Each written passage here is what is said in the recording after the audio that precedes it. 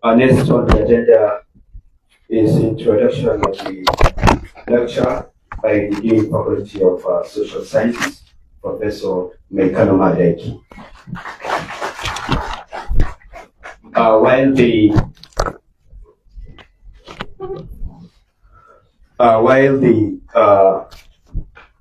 May I call on the lecturer to stand while the introduction is taking place.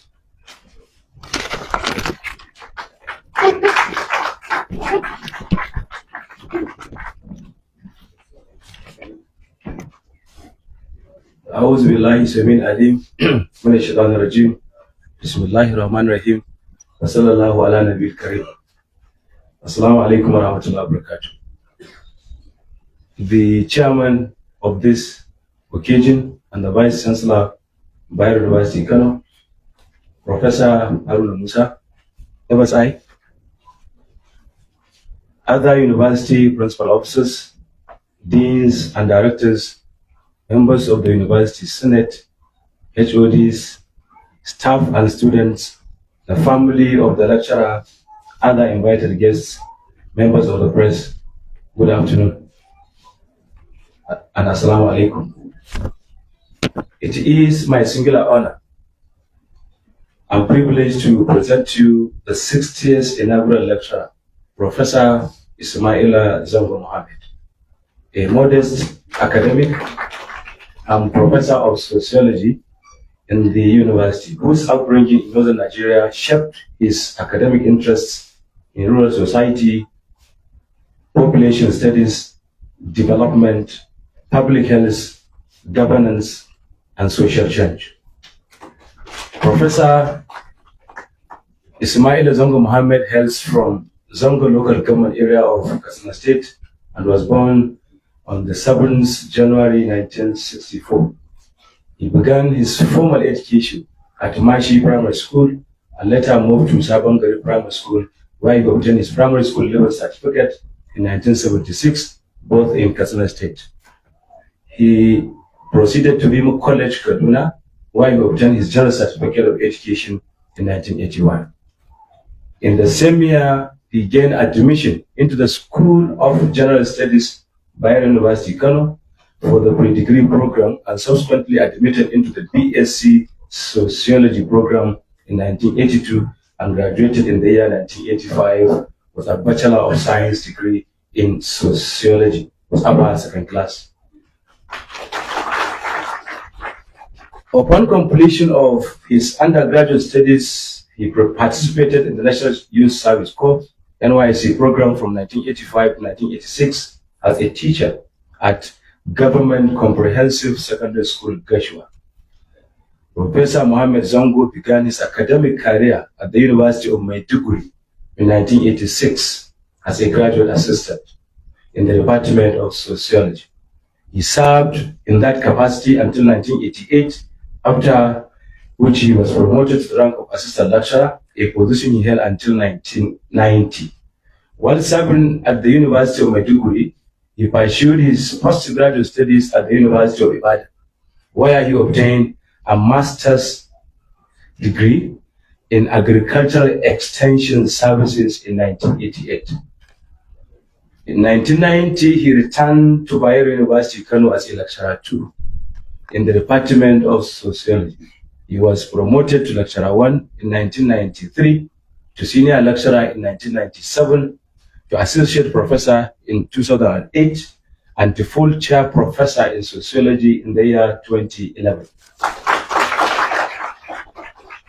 In 1996, he was awarded a Fulbright Program Fellowship to become a resident fellow at the Population Research Institute of Pennsylvania State University, United States. During the same period, he completed an English program for internationals at the University of South Carolina in the United States. He obtained his Doctor of Philosophy PhD degree in Sociology from Bayero University, Kano in the year 2002. Professor Zango's academic and research works cover population studies, reproductive health, rural sociology, governance, corruption, public health, development studies, and social policy. He has participated in and coordinated research projects funded by organizations like the United Nations Population Fund, United Nations Development Program, DFID, the Gates Foundation, the MacArthur Foundation, and the National Institute of Health Research of the United Kingdom. Among the major projects he participated are the baseline survey on socio-cultural factors affecting the Fulani in 1996, the environmental impact assessment of the Padama 1 project in the year 2000, the Global Polio Eradication Initiative Impact Study in 2012, a survey of poor households in Kano State 2016, combating corruption through interface platforms 2018 to 2020, promoting accountability and anti-corruption through behavior change approaches 2021 to 2024, and understanding influence and behavior in Northern Nigeria study in the year 2024.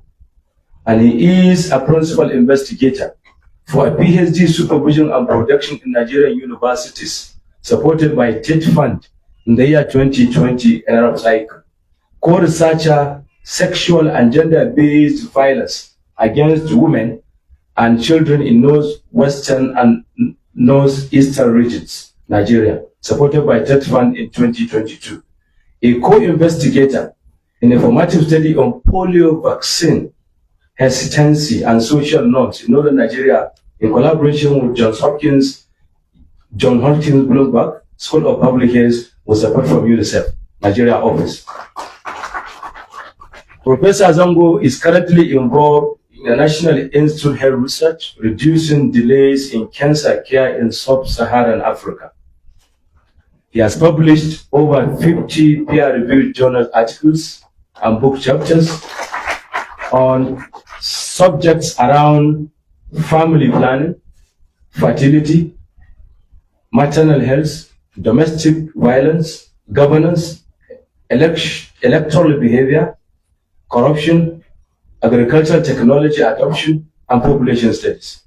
He has also co-authored and edited books, including studies in cultural sociology in 2009, Consolidating Democracy in Nigeria, Challenging on Prospects in 2009, Public Perception of the Working of Democracy in Kano State, 2010, and Nepu Sawaba, the Anti-Colonial Resistance and the Struggle for Democracy in Northern Nigeria in the year 2004. Professor Muhammed Zango served as editor-in-chief of the Bayero Sociologist, a journal of sociological studies, the Bayero Journal of Social and Administrative Studies, and the Journal of the Population Association of Nigeria. He has taught both undergraduate and postgraduate courses in sociology, demography, development studies, and research methods. Over the course of his academic career, he has supervised over more than 100 undergraduate projects, over 30 master's dissertations, and many doctoral theses in sociology, population studies, and other related fields. Mr. Chairman, I am one of them that were supervised by him. Professor Muhammad has also held several academic and administrative positions in Bayero University. He served as a level coordinator, the Department and Faculty Examinations Officer. He served as head of Department of Sociology, Dean of Student Affairs, Pioneer Dean of the Faculty of Social Sciences, Director Mumbai House, Kano Center for Democratic Studies, Acting Executive Director, Center for Research and Documentation, and he is currently the Director of the Center for Economic, Social, and Population Research. He has chaired and served in numerous university committees relating to examinations, undergraduate studies, research, security, gender policy, student affairs, and university administration. He was chairman of Bayero University Security Committee and Bayero University Guest House. He also chaired the Katsina State Education Reform Committee in 2023 and chairman visitation panel to Hassan Usman Kassina Polytechnic. Participated in many accreditation visits across many Nigerian universities. He served as external examiner to many universities as an assessor for promotion to the rank of associate professor and professor across universities in Nigeria. He was a visiting scholar at Cleveland State University, Ohio, and Cornell University, Ithaca, New York, both in the United States of America. Professor Zango is a member of several professional associations, including the Population Association of Nigeria, Nigeria Rural Sociological Association, the Nigeria Anthropology and Sociology Association, and Fulbright Alumni Association of Nigeria. He was a member of Population Association of America in 1997 and the American Sociological Association in 2007. He is currently the first national vice president of the Population Association of Nigeria. He was conferred with Fellow of Population Association of Nigeria and Fellow Nigerian Anthropological and Sociological Practitioner Association. He has attended and presented papers at conferences and academic engagements in the United States, United Kingdom, Morocco, Rwanda, Lebanon, Israel, South Africa, Tanzania, and other African and European countries. In 2019, he obtained a certificate in project management from the Galilee International Management Institute in Israel. He also received training as an active citizens international facilitator, Surrey, United Kingdom in 2014. Mr. Chairman, at this juncture, I present to you a humble, modest, well-respected, erudite scholar in the area of population studies in Nigeria, Professor Ismaila Zango Muhammed, who is married to children. Thank you very much.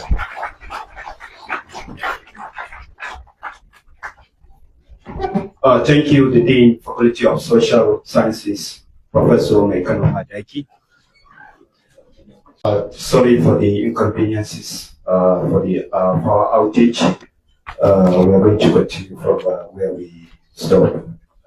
As I said earlier, thank you, Professor Kano, the Dean, Faculty of Social Sciences, for introducing our lecture. It is now my singular honor and privilege to invite the presenter in person of Professor Ismaila Zango Muhammad to give his presentation. Sir, you are welcome.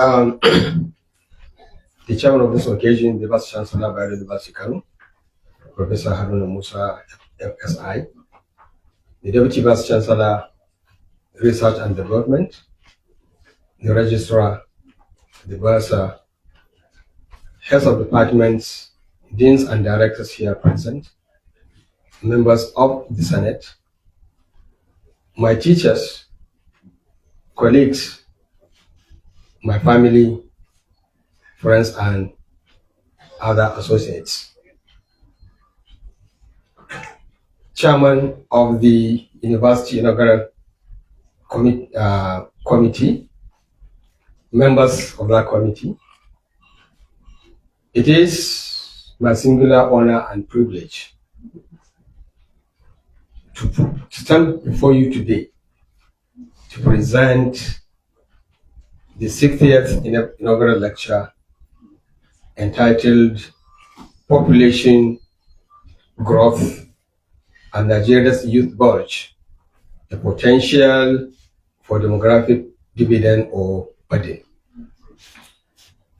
I was actually motivated to work on this topic by virtue of the works I have done over the years, largely related to issue of population dynamism.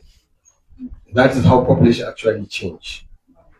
As we know, population is constantly changing because every minute in the world, people are dying and people are equally born. And the main reason for this dynamism is interaction between mortality and fertility. And the area that I have worked most extensively is the area of fertility. And that's exactly what I'm trying to present this afternoon.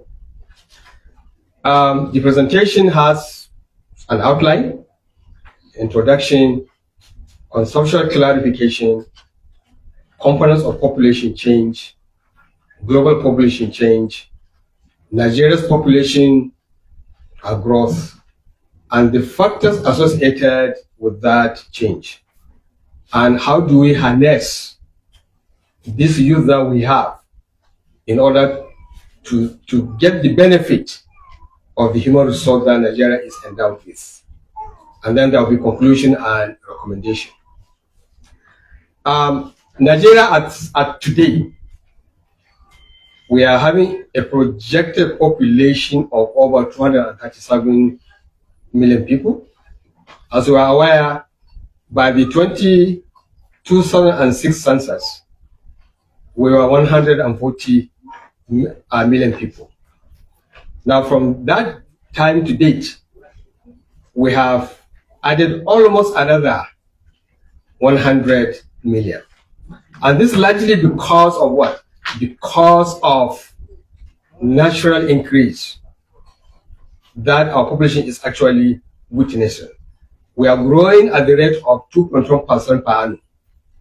Going by this figure, we are adding between 4.8 to 5 million people every year, which is about the size of many countries in Africa, such as Guinea-Bissau, Eritrea, Namibia, Botswana, and others.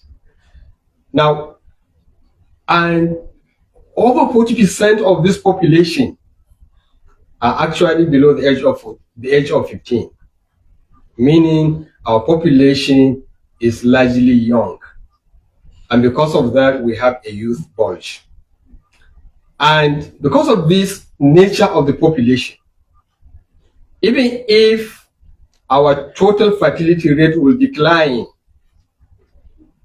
to the replacement level of 2.1, meaning every couple to only bear 2 children to replace them, our population will continue to grow in the next 4 decades because it has gathered momentum by virtue of the number of young people that we have, some of whom are already in their reproductive age, others are yet to get to that level, but they are on their way, which means that our population is very young, and because of that, it has that tendency to actually grow. The growth that we are seeing is as a result of the differences between our fertility and our mortality. As we are aware, mortality has been on decline for a very long time, while fertility is declining, but at a slower pace. And that's why we're having this particular bulge. So what this means, for us to be able to ensure that we have an adequate and resourceful human population, we need to have investment in education, in health, skills acquisition, and other transformative activities that will ensure that our population becomes more productive in terms of what we are actually doing. So this means that we need to have a deliberate attempt by the government to ensure that the youth are actually being treated very well for us to be able to obtain this particular thing that we are actually looking at. So the central concept this paper is going to address: can Nigeria convert this our youth bulge to an advantage, to a dividend, or is it going to be a burden on us? And that's exactly what we are going to discuss in the course of this presentation. Now, before I go to the substance of this matter, let me clarify certain concepts. As we all know, population is simply the number of people in a particular country. And we know Nigeria is where about 237 million projected, because we are yet to have a census that will give us an accurate figure. But this figure that we have is based on the trajectory of the population, looking at fertility and mortality decline. While population growth is simply the change that is taking place within that population, which I've already talked about at the beginning of this presentation. That is the change that we actually see. And this change is basically calculated by minusing death from birth. And if we do that, we find out that we have excess because our fertility is much higher than our mortality rates. Of course, migration is also another factor, largely because in West Africa, in spite of the issues in Nigeria, we are still attractive to many migrants. That's also contributing to that particular thing.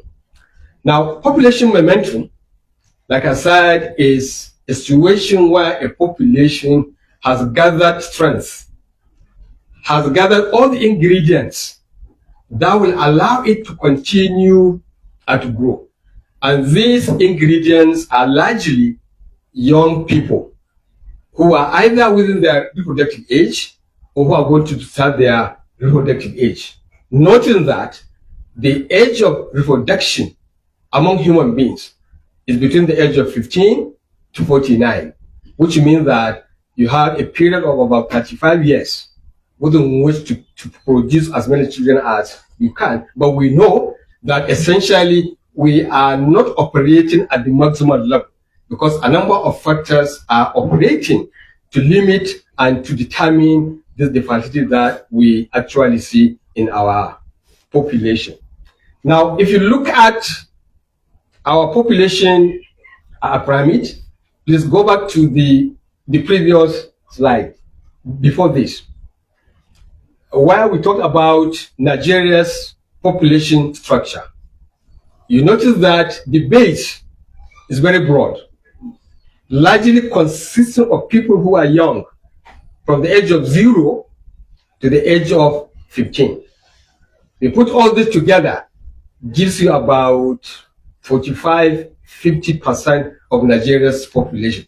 This is exactly the momentum that the population has actually gathered, and it will continue to actually grow. If you go to the next slide, I try to combine Nigeria's population structure with that of Japan. And you see the remarkable difference. Japan population is old, it is aging, because if you look at the base, it's smaller compared to the subsequent bars as you progress into the ages. At the moment, Japan is over 40%, 65 years and above. And also Japan is facing a crisis of what? Of human resource, of labor. Because the force is getting old, they may have no workers, that they needed to do something else in order to do that. Now, let me go to the population distribution in Nigeria. Our population in this country, you find out that the northwestern zone has the highest population. by the 225 projection is between 59 to 62 million. That is the largest. Now, the other zones are also, and the next zone that is close to us is the Southwest, which has about 45 to 48 million people. So meaning that the northern part of this country has a lot of potentials. But are we harnessing this potential in order to actually do this? Now, all of these change and the growth we see are as a result of interaction between fertility, mortality, and migration, which means they are the factors responsible for this growth, which I talked about earlier on. Now, at the global level, you find out that the population of the globe has also been increasing, and it has reached 8 billion, I think, last year. And probably by the next 5 years, we'll be hitting the target of about 10 billion people in the world. And if you look at that's a trend of how that population is actually expanding. By the year 2025, like I said, we have hit 8.1 billion. But if you look at that, if you go to the next slide, if you look at that, it shows you that the rate of increase became accelerated after the year 2000. Okay? Because the world population has also gathered momentum. So people you have young people who are within their reproductive age and who are giving birth. Now, the world every year is adding between 69 to 70 million people. And most of this increase at the global level is happening in sub-Saharan Africa and other countries in in Asia, which means these countries are the ones contributing about 90% of the global world increase.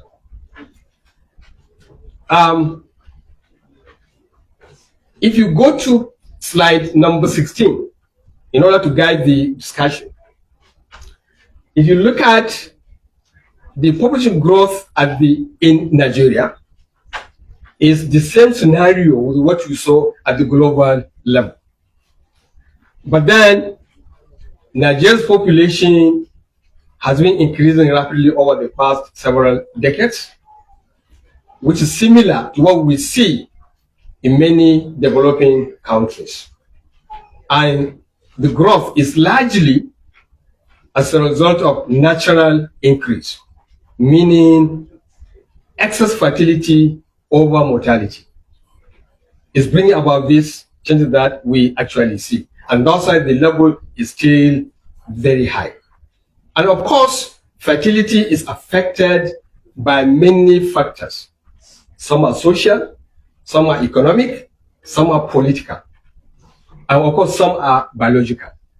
And we're going to focus more on the social as well as some of these economic factors that are influencing fertility in Nigeria.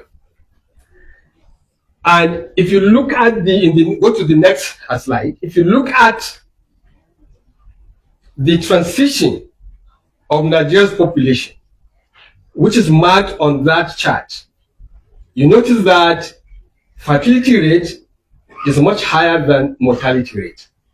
And even the rate of the decline, mortality is declining much faster than fertility. So the gap between mortality and fertility, all that gap is indicating population increase. It's indicating population momentum. It means we have excess fertility over mortality. And that's why our population is growing the way it is actually growing.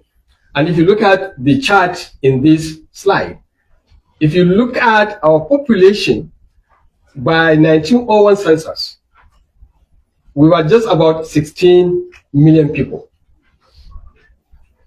Okay, by 1921, we were 21 million. But by 1991, we were 88 million people. And then in 2006, 140 million. So between 1991 to 2006, we almost doubled our population.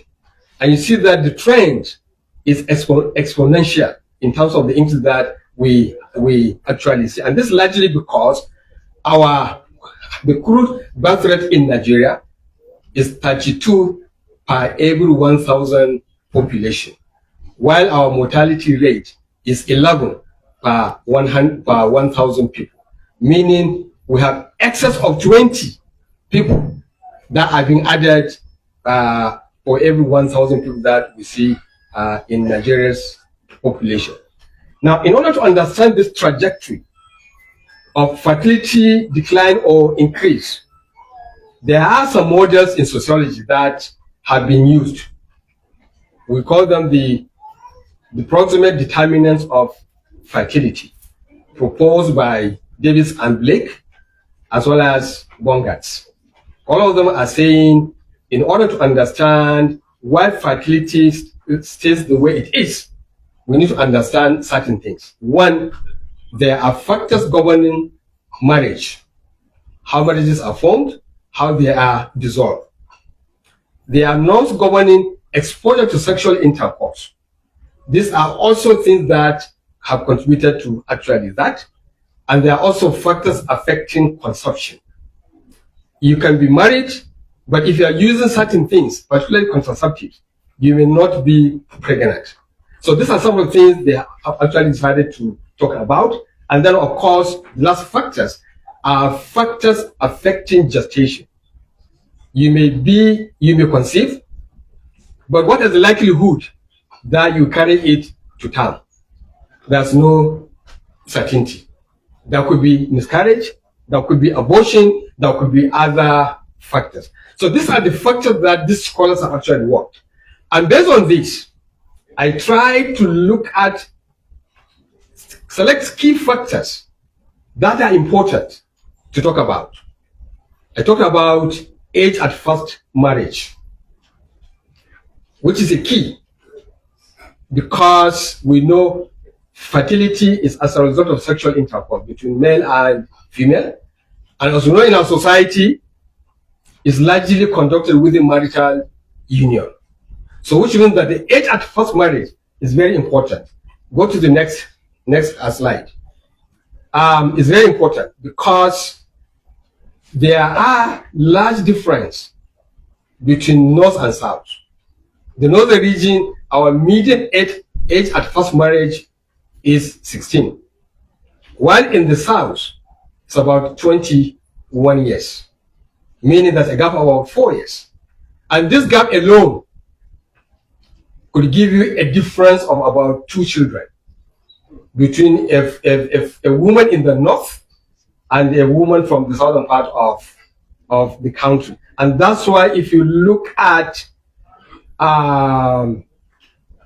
the median age at marriage is clearly shown that looking at that chart. Now, if you go to the next slide, so what I talked in the first slide is about age at which people get married. In the north, we marry much earlier. That's why our fertility is higher than that of the southern part of the country. The other factor is education. Education plays a key role in 2 ways. One, it reduces fertility by elongating or by delaying marriage. Secondly, it also reduces fertility if women are educated, they are engaged in labor force. That also affects fertility. And because of that, you notice that women who have no education have a total fertility rate of about 6.3, while those that are educated is about half. So meaning education is playing a significant role in determining fertility rate in many countries, because women that are educated marry late, space between their children, and other factors related. In the next slide, we talk about family planning, the extent to which women are using family planning methods. And this is also varies between those that are educated and those that are non-educated. For those who are not educated, the percentage is about just about 5% or so, while the global average in the northern part of the country is about 6%, largely related to a number of things that I have talked about earlier on. And then the next slide talks about the current use of family planning method. You find out that the Northwest and Northeast have the least, while the Southwest has the highest. So because of that, their fertility rate in Southwest is smaller compared to that of northern part of the country. Now, what we have now seen is that our population is growing and it is large. But the question now is, are we utilizing it? And how can we utilize it? And then this is the main thrust of this presentation. Now, human capital refers to the stock of knowledge, skills, competencies, health condition, and other attributes of individuals in a society. And these skills and knowledge, as we know, are garnered through education. Then we ask ourselves, what is the level, what is the quality, what the enrollment rate of our population? So this simply means that while size is important, but quality is equally important. In fact, even more important. Hausa sukan ce, ɗa ɗaya kwakwara ya fita da yuyu. This is exactly what this is trying to basically say. Now, if we look at this, then are we really on the right track of attaining, of really utilizing our population? How much are we investing? How much are we putting in this youth so that they can be very, very productive in terms of what we are basically doing? And that's why if you look at the Nigeria's Human Development Index, we're always very, very low. Much lower compared to countries like Ghana in Africa and even in South Africa. Because why? We have not invested a lot in education. We have not invested a lot in health. We have not invested a lot in ensuring that people live long. In Japan, the life expectancy is about 80 years. In Nigeria, it's about 54, 55. And this is largely related to what? Related to infant mortality and child mortality. A lot of people are dying before the age of 1. Some are dying before the age of 5.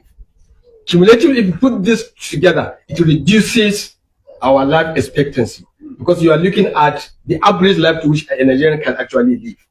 And that is playing a very important role in terms of that.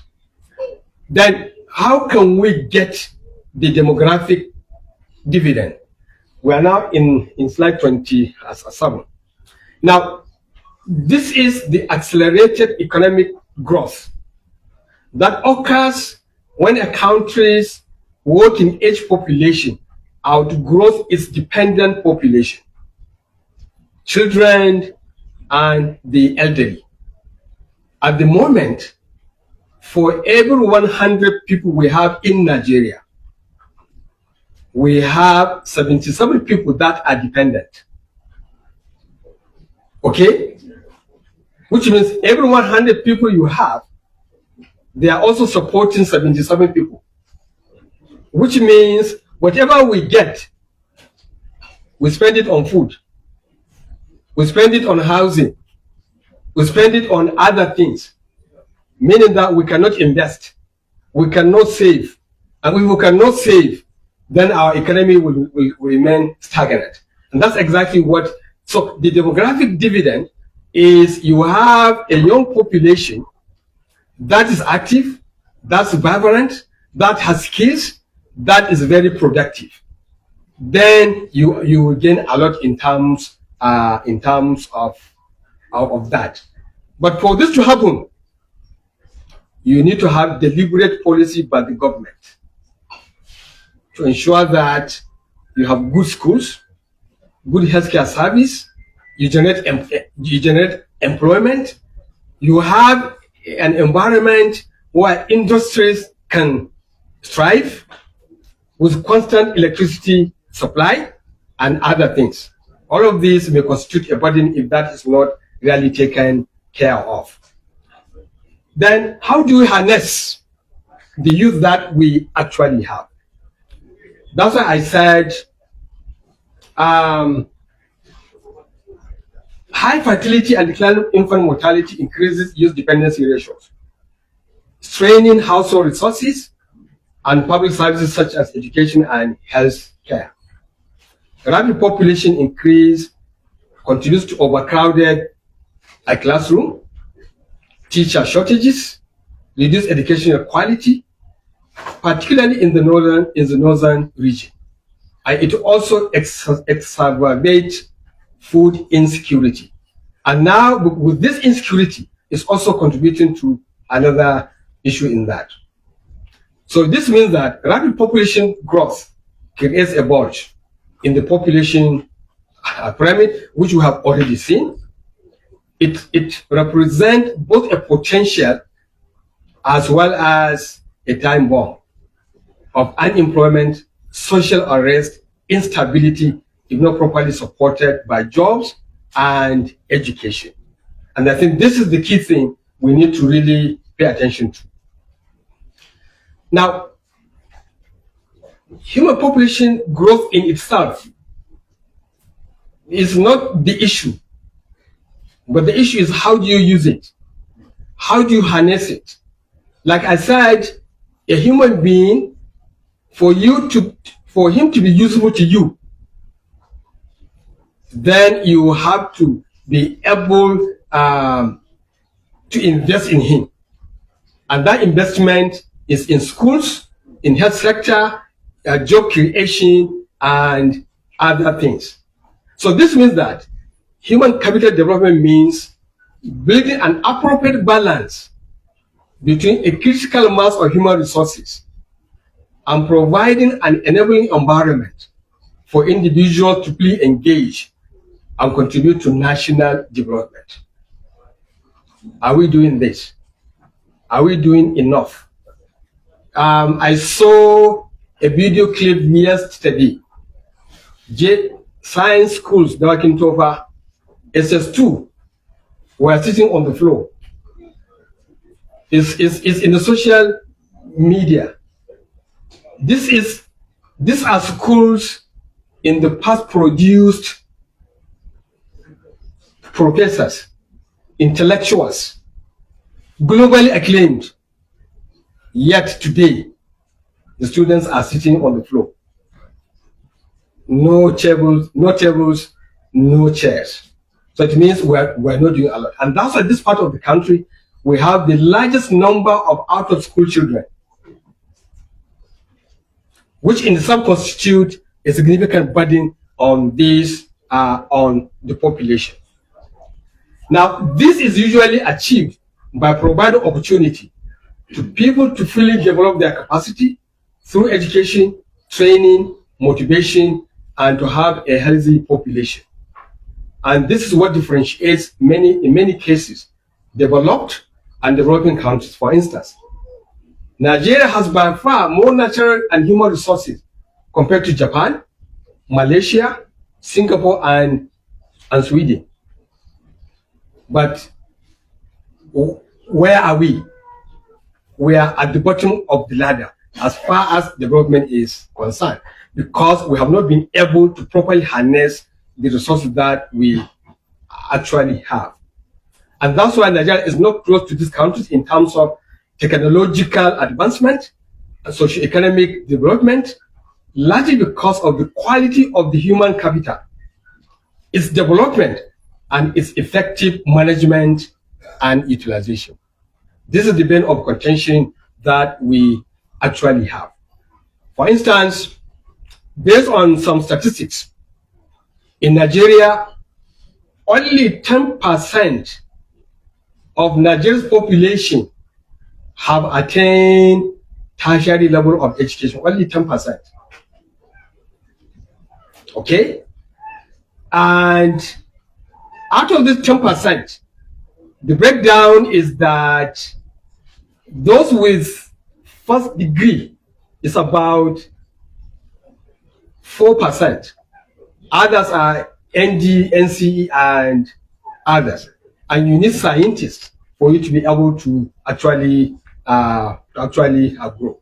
So in order to have a well-trained manpower, it is necessary for the government to increase expenditure on education with the efficient management of resources to bring about viable human capital stock. In demography, this will bring about the demographic dividend we are actually all yearning for, and which we are yet to see that particular result. However, without accelerated investment in human capital, education and skills, physical infrastructure, productivity may decline, real wages stagnate, and the demographic dividend could be delayed. Persistent rapid growth risks widening inequality, environmental strain, food insecurity, undermining progress towards sustainable development goals. For instance, in Nigeria today, one of the states in the northern part of the country has over 80% poverty rate. 80% of the people in that state are living below the poverty line. Now, this is a serious matter that I think we need to, and that's why the inequality in this country is widening. The gap between the rich and the poor is so wide that sometimes it is even unthinkable. And this is part of the reason why, because we do not have good human capital that we can actually work with. Now, in conclusion, rapid population growth in Nigeria has a profound implication for socio-economic development and human capital formation. With an estimated population of approximately 337 million people in 2025, and a youth structure of about 45% under the age of 15. This large young population, combined with inadequate coordination in human capital investment, exacerbates strains on infrastructure, particularly education and health sectors. Overcrowded schools, teacher shortages, decayed facilities hinders effective training for the growing youth cohort, limiting the acquisition of knowledge and skills and experiences needed for a productive workforce and a broader societal advancement. Poor quality education or continued poor standard of public schools, high rate of poverty, which means low purchasing power, low per capita income, reduced optimal utilization of the youthful population in a productive and constructive engagement in the developmental process. That's why we have so many people engaged in DABA, especially when you're going for campaigns. You see a large number of them. The pressure contributes to persistent gaps in the educational system, including poor learning outcomes, high dropout rates, high out-of-school children, which undermines Nigeria's ability to harness its demographic dividend. However, opportunities remain promising if the government commits substantially more resources to education funding, not only to give the budget, but to also release the money meant for education. This, we know TED Fund is doing a lot, but then a lot more needs to be done in that respect. Nigeria can transform its abundant useful population from a developmental burden into a powerful engine for sustainable growth and improved living standard. Having said this, recommendations. We are saying that there should be policy that will develop viable human resource stock through the provision of qualitative and functional universal basic education, vocational training, and tertiary education. You need both to ensure that appropriately you have sufficient skills. There should be a strategic policy that will ensure access to quality and affordable healthcare service for the people. This can be achieved by strengthening existing primary healthcare services, national health insurance scheme in the country, and upgrading the tertiary care facilities in the country and enhancing synergy between federal, state, and local governments. This is very, very important in terms of that. There should be an articulated plan for human resource development, planning based on valid data at all levels of government, which at the moment, that data is actually lacking. We're just doing things without hard evidence to support whatever we are doing. And we also need to fight corruption, because this is where all the issues are. Whatever you have budgeted, if it is not used for that purpose, then it's not going to be in terms of that. Now, areas of further research include, we need to do a lot more research in the dynamics of reproductive health. We need to do research in the area of fertility transition, because we noticed, based on the projection, it said that our fertility rate will decline to 5 by 2030. But already it has declined to 4.8, even before 2030. Meaning things are happening which we are yet to understand.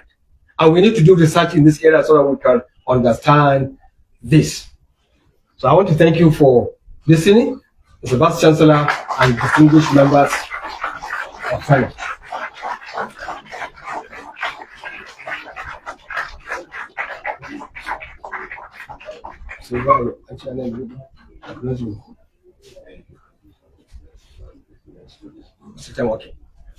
Okay, it's like I have some time that I have saved. So I'm going to do my acknowledgement, because it's also part of the ritual, right? Good.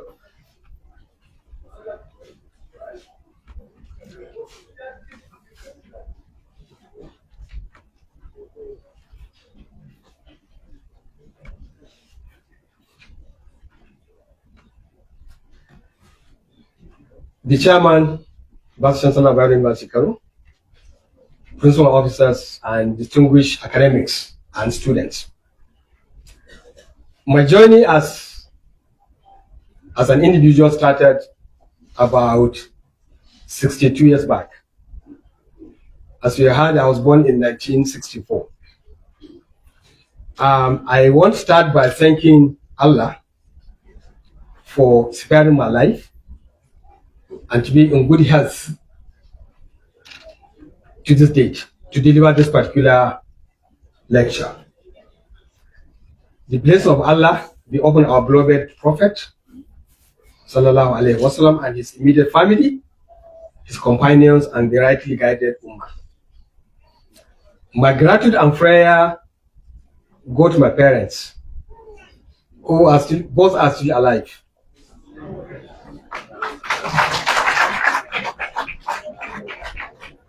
Alhaji Muhammed Zango and Hajia Aisha Mama for their sacrifice, support, and encouragement, as well as moral training. I pray to Allah to forgive their shortcomings and grant them a Jannatul Firdaus. My appreciation goes to my siblings, both older sister, brothers, and younger ones. particularly our eldest brother, Abdullah Muhammed, who purchased the Fortum pre-degree form for me to come to Bayero University, Kano.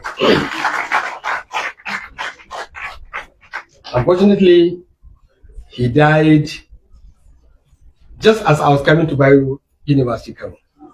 So may his soul rest in peace.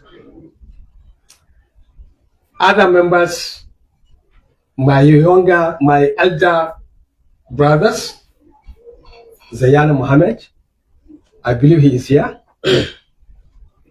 Zayana, yes, it's just directly behind me. Then Abdullah Muhammad, who is not here because of his other engagement. But Bashir is here, but he is my younger brother. And then, of course, we have others include Aminu, Aisha, Fatima, Mariam, Hawa'u. I think this is all. I think this is all.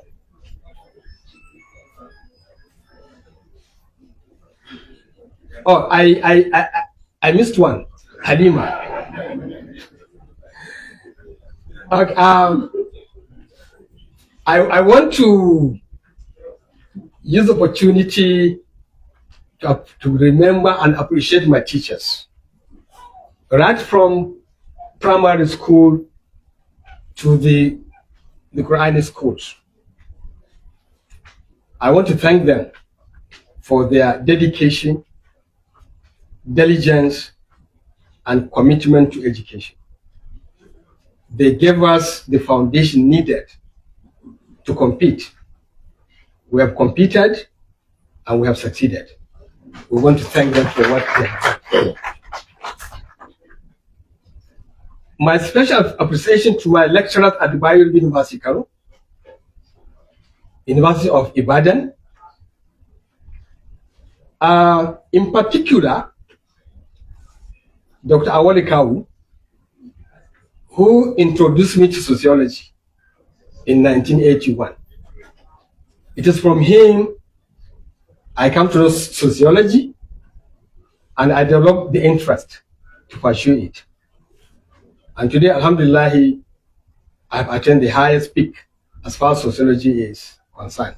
So, Dr. Awole Kawu, thank you very much for what you have done. Let me also thank Professor Salus Abdullahi, who initiated me into the practice of research by supervising my undergraduate project. And it was an excellent project, I must say, because I made an A grade, the only A grade for that year. Even though it was Herculean, tasking, but we made it. To Professor Duze, who supervised my PhD thesis. So Professor Salus Abdullahi introduced me to research. Professor Duze perfected my skills of doing research to be able to earn a PhD. So I want to thank him most sincerely for his guidance and other support that he has given me. My other teachers, led Dr. Suleiman Kurawa, may Allah forgive his shortcomings. Professor Musa Abdullahi of blessed memory. Professor Musa Abdullahi employed me to Bayero University, Kano. Not only that, he also supported my effort to secure the Fulbright scholarship. I recall very well, about 4 of us completed the application forms. The completion date was a day to the day I saw him. Professor Musa Abdullahi paid air ticket to to somebody to go and drop our applications to Lagos. And we actually succeeded. So I want to thank you most sincerely for doing that. Professor Haruna Awesu, who I believe is here, also one of my teachers, who introduced us to the area of criminology. Professor Numan Habib, also my teacher.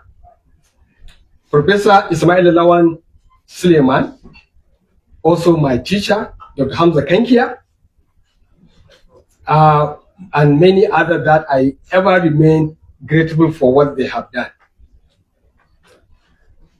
To my colleagues in the Department of Sociology and that of University of Maiduguri, some of whom we started our career together. Professor Abagana Shatima, of Blessed, late Abagana Shatima, Professor Musa Abdullahi, and Professor Maladaura, as well as Professor Abdulmumin Saad. I want to thank the entire staff of Sociology Department of Bayero University, Kano, for their courage. But I must mention Professor Sadiq Isarada, who happens to be a childhood friend. We did our secondary schools together. So I knew him as far back as 1976. And we have remained together. Others are colleagues and students, Professor Mekano, Professor Aminu Fage, Professor Aminu Duku, Professor Balada Akintofa, Professor Dr. Ibrahim Basulka, Dr. Mustafa Hashim Kulpi, Aisha Sharfadi, Mariam Lawal Zarau, Ahmadu Suleiman, who is sitting just right over there. Others from other universities, Dr. Usman Ibrahim, all the way from Latvia, he came. Professor Shade, I believe she's equally here, from ABU Zaria, she's here. Dr. Umar Yakubu Ibrahim, from USA, Professor Adam, and others whom I cannot mention all of them. But most of these people are people that I have worked together closely, either as my students or as colleagues working on projects that we have done with them. And I found their contribution to be very valuable. Thank you very much for what you have done. As a former Dean of Student Affairs, pioneer Dean of Social Sciences, former Director of Mumbai House, I want to thank my former deputies, whom we have worked with very well. Professor Hajara is here, Professor Rabia Said, Professor Samshuddin Umar. In fact, all of them now are professors. So I think it's actually a joy.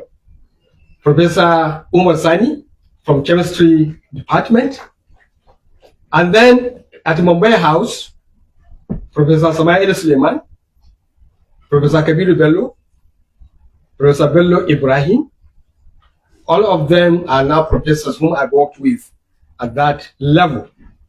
And currently, Professor Abinu Fage at CESFO, Dr. Salisu Bello Sadao, also one of my deputies. I want to conclude this by thanking the Vice Chancellor of Bayero University, Professor Haruna Musa, for his commitment to this inaugural lecture series. So we want to thank you and appreciate you. I want to also thank the other principal officers, the DBCs, the librarian, Basa, Registrar, for what you have done. But let me also thank our previous Vice Chancellors, many of whom I have a good working relationship with, such as Professor M.S. Zaharaddin, Professor Musa Abdullahi, Professor Atahir Jega, Professor Abubakar Rashid, Professor Muhammed Yahuza Bello, and Professor Asagir. But let me also sincerely thank the chairman of the Inaugural Lecture Committee, Professor Sani Ibrahim, whom I must say is one who gingered me to make this presentation. So I want to thank you for that.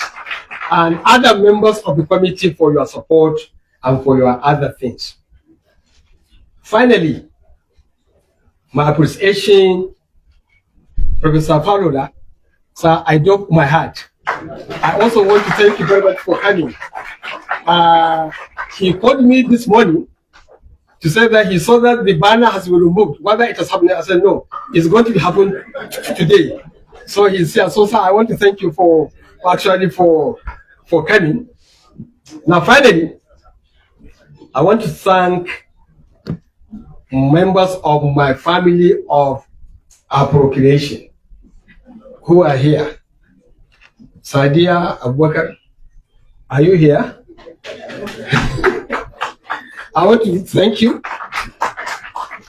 And my children, some are here, some are not.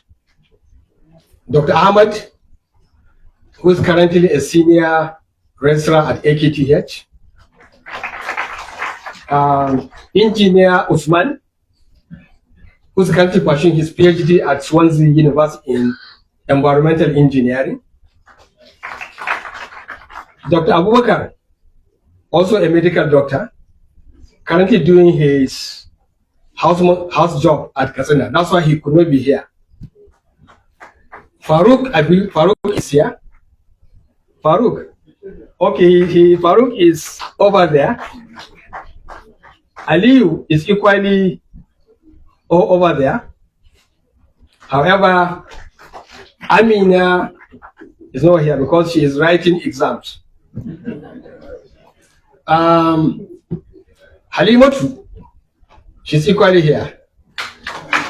Together with Aisha, the namesake of my mother. So we call her Iman. And Muhammed, I believe he is equally here. Okay, Muhammad is equally here. We also call him Khalifa, because that's the name of my dad. I want to say I enjoyed their companionship. I want to thank you for your support. My appreciation goes to Dr. Ghazali Abubakar, who is my in-law, I would say. And then Dr. Saadatu Abubakar, senior sister to my wife. And let me also appreciate my daughter-in-law, Salma. I guess she's equally here. So sir, with this, I want to thank you very much for your patience, for your listening. Once again, thank you for your patience. Thank you for your attention. I appreciate it. Everybody remain grateful. Thank you.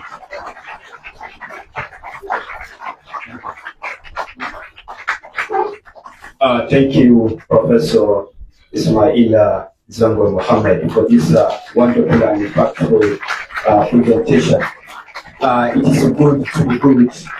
It is good to give honor to whom the honor is due.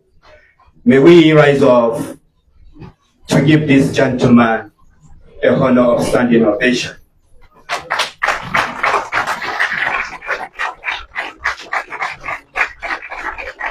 Really, he has done a lot. To be a professor is not